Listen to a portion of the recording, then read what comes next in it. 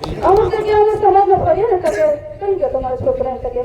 દાદા જોયું ફીરું કામ ગયું એમ કે આપણા વાળા પણ આગળ તમારા માટે યોગ્ય પણ પેલો ફરવા જો કે કામે જો કે કઈ જો તમને થોડી ખબર છે એટલે આપણા સમાજમાં છે ને આ બધું બહુ ચાલી રહ્યું છે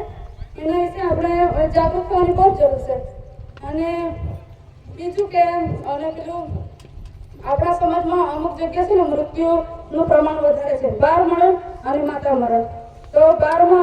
મરણની અંદર તો આપણી નિષ્કાળજીના લીધે જ મરી જાય કહેવાય પણ માતા મરણની અંદર છે ને અમુક જાતના રોગો થઈ જાય છે ટીબી છે મલેરિયા છે એનિમિયા છે પછી આ કેન્સર છે હમણાં તો અને સિકલ સેલ તો આપણા વિસ્તારમાં બહુ જ છે હમણાં આખા આપણા વિસ્તારમાં બધા મળે છે ને એ લોકોના સિકલ સેલના જ રિપોર્ટ આવે છે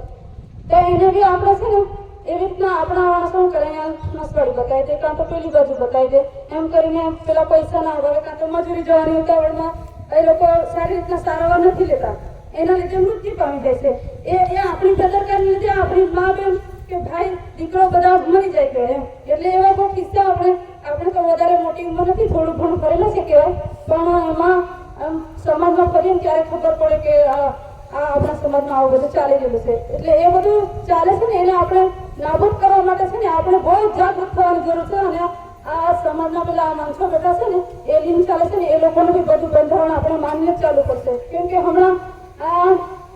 દેશનું પેલું ચાલે છે હમણાં તો અમુક જગ્યાએ છે ને છોકરીઓ નથી માનતી એમ એટલે છોકરીઓ કેમ નથી માનતી માનવું પડશે એમને આ બધું ઘરેણા 2.5 લાખના 3 લાખના ઘરેણા માંગે છે કઈ સારી વાત છે પછી એને આપણે ઘરેણા આવી દેશું પછી લગ્ન કરીને પેલા છોરાને છોરીને ત્યાં કાઢી મજૂરી મોકલી દેશું તો પછી એ લોકોને કેવી રીતના વિકાસ થશે એટલે આ બધું મુશ્કેલ લાવવા આપણા માટે બહુ ખતરાજનક વાત છે કે એમ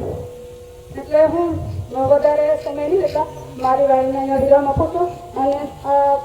ચોથું ભીલ સમાજના સુધારણા મંચ તરફથી મને 2 શબ્દો બોલવા માટે તક આપી એના માટે ખૂબ ખૂબ અભિનંદન જોહાર જય આદિવાસી